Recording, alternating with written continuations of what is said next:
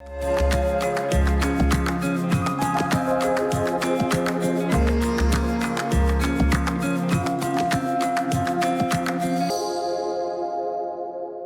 hello everybody, and welcome to this very special edition of Faith Greater Than Fear. I'm sitting here in our studio in Joplin, Missouri of GNPI, and I've got two great friends and colleagues, and they have played an integral part in what we have presented over the last 2 years, and that is Greg Fish, who has been doing the magic behind the camera. Greg, thank you very much. And Nathanael, who's also done a lot of the coordinating of our guests and doing the write-ups and giving us good track record in that regard. So Greg and Nathanael, thank you for all of that. Did you know that with this project, we hit 100 episodes? And we have talked to all kinds of people. It is a treasure trove, as Greg said, of resources that we hope you'll still stay tuned to. And we'll mention more of that later, but just let me read to you just some of the categories that we've curated and been under. Christian life, family, human trafficking, that was a heavy one, missions, race relations, another toughie, education, the church, media, disciple-making movements, and business. And of course there were others as well. And so we just wanted to share for a couple of minutes some of our views that maybe we could have a chance to reflect on with you as we praise God for nearly these 2 years of opportunities to get into the lives, into the heart, into the ministries of people and bring them into your living room, onto your digital device. And hopefully God spoke to you as well. So Nathanael, I'll start with you. What things from your perspectives were good? You know, as we went through the series, we heard really a lot of perspectives, but we also heard a lot of stories from the people that were on the program. And stories are always often what stand out to me. And there were a bunch of those that stood out. If you check out our last highlights episode, there's lots of great stories on the topic of suffering and how people learned through that. But there are other ones too. I think of the Ruffs and their story, which is, you know, they were a couple at a church, ministering at a church in the U.S., and then kind of really late in life, they decided to make a move to Ghana and become missionaries, and they have been part of starting a huge disciple-making movement over there, and we have the privilege of talking to them and also working with them. And just to hear them tell that story, and also to say, we feel that God has told us then, before when we made that change, and even now, that we're not done yet. I think there's something really inspiring about that. That's just one story that stands out to me. One of many, literally nearly 100. Greg, what about you?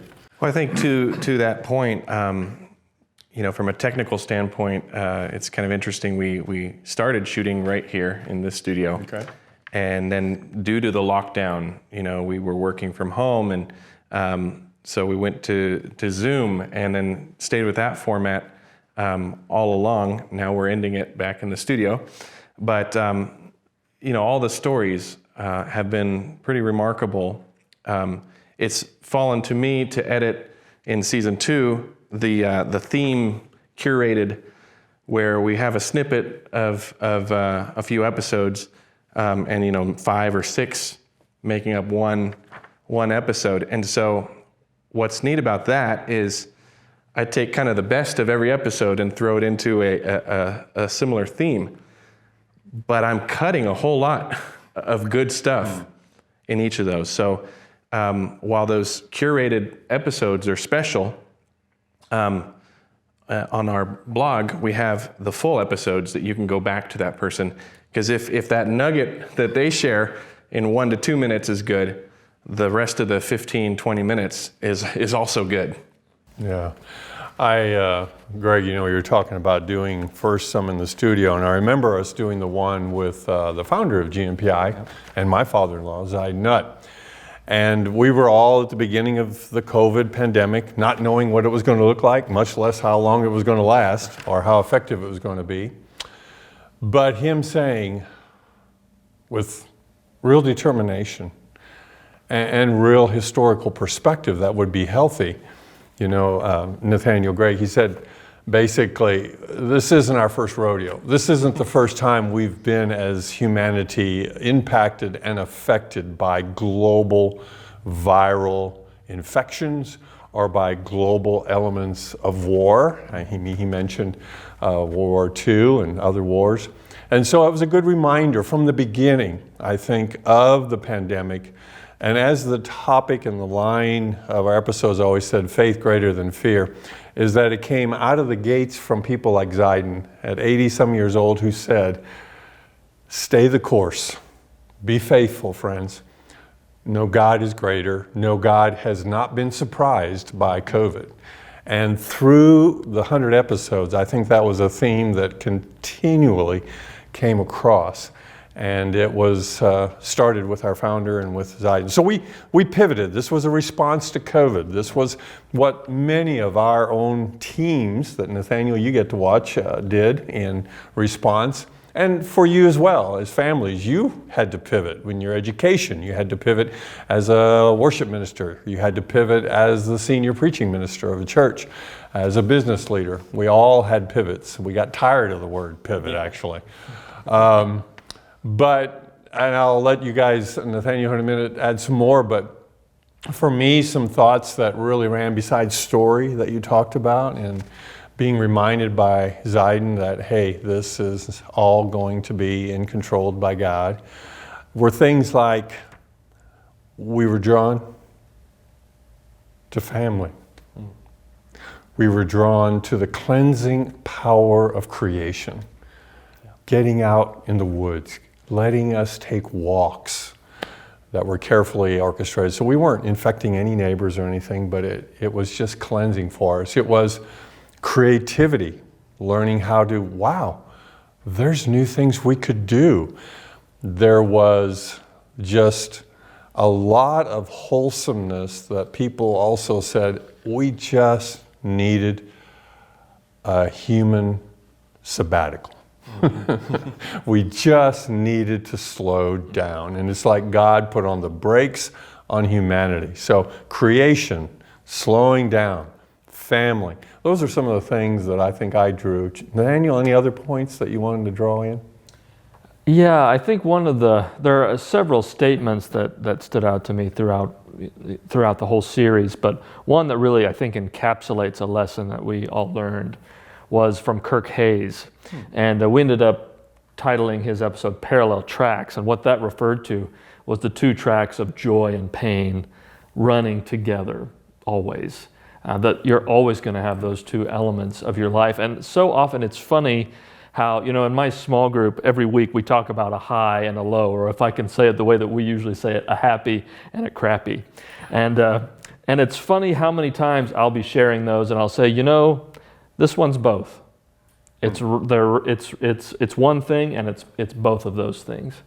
And I think that this has just really impressed upon me, and I think a lot of others, that we've been through some really hard times, but there's challenge and there's lesson and there's still joy that's pulled out of those things. And there's something about those things that just go together. And I think as C.S. Lewis has said it in the past, that's the deal. You have a really great love, and sometimes you lose that love, or that love is affected, whether it's for a person or for something else, and you feel that pain as a result of losing it. They go together, the joy and the pain, the love and the pain. Wow, great, Nathanael, thank you. Greg, what? Well, Nathanael, you came up with all the titles for him, and for Doug Lucas, I think it was a flat Earth. Yep. So YouTube gave us a little fact check on flat Earth. They didn't know what he was talking about, and if you don't know what he was talking about, watch that episode. And I think the series that I got a lot out of, and obviously it talked a lot about COVID at the beginning, and then we started getting into other themes, and then kept COVID at the center. But the DMM series, and the people like John Rawls and Roy Moran and Chris Galanos, David Young, Clyde Tabor, Frank Preston. If you're in church and you don't know what DMM is, look into it. I would just encourage you. It stands for Disciple Making Movements, and that's what we're called to do, isn't it? Right. So being intentional about disciple making. Right. And I think, Greg, on that point, the element of the collective church was challenged at its very core. We couldn't meet.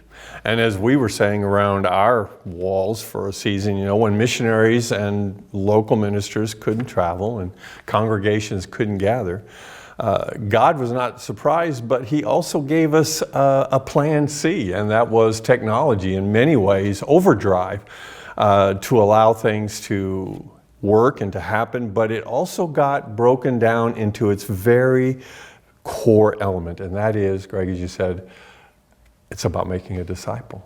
It's about, even in the middle of COVID, what's my faith doing toward my spouse, toward my boyfriend, toward my colleague, toward my child, my son, my daughter? How am I intentionally making Jesus alive and well, and, to your point, making a disciple? So it was really healthy for us, I think, to go through the season, and an honor, wasn't it? To, just probably, my favorite, probably next to my father-in-law's and my own wife's, was Tim and Rebecca Talley. They, talking about the story, they are a couple that were missionaries with us in the field in Kenya. Rebecca, or Becky Talley as we know her as, there in Lubbock, Texas, right now is on hospice. And she is suffering in the latter days of her life on earth with ALS. And so it was just the end of the story that they entered into telling a narrative about when they were sharing with the people at the church about, the physicians, after a special trip to Dallas, had confirmed we have ALS.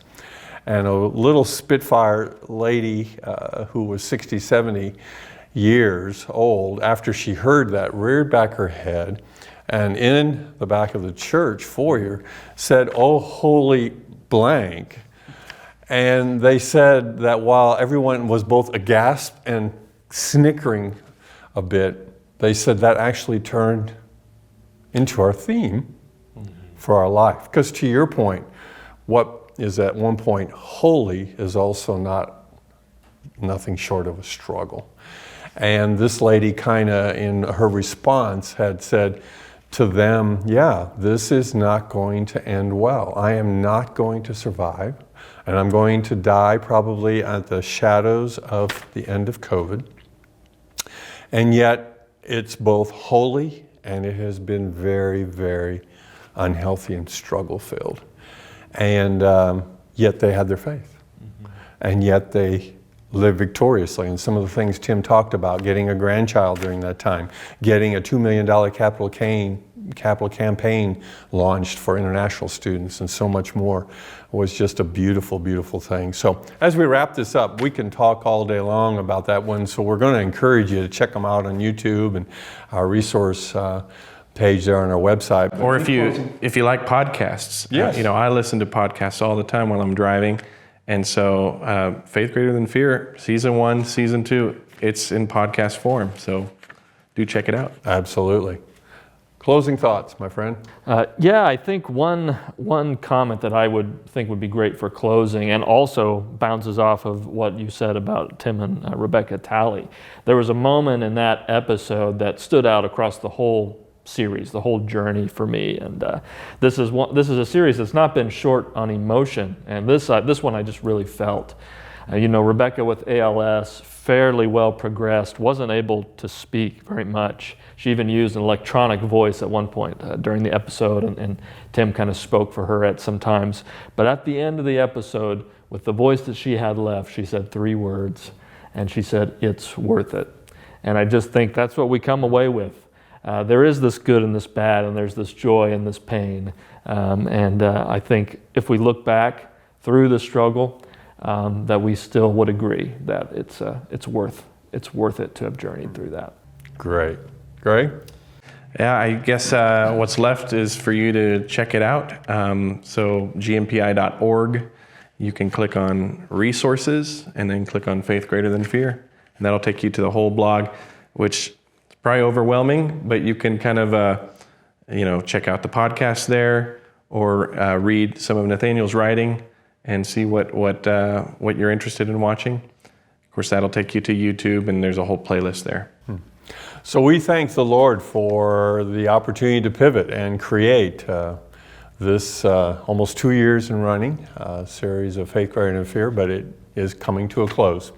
And we hope it's been a blessing to you. And as I always closed our programs, if it was a blessing to you, it probably could be a blessing to someone else. So we'll have some of the ways to get to our content, and as Greg had mentioned it, to remind you as well. And so from ourselves here in the office of GNPI, Good News Productions International in Joplin, Missouri, and my great friends, Greg and Nathanael, to all of you, blessings, and have a great, great day, week, and also that your faith will always be greater than your fear.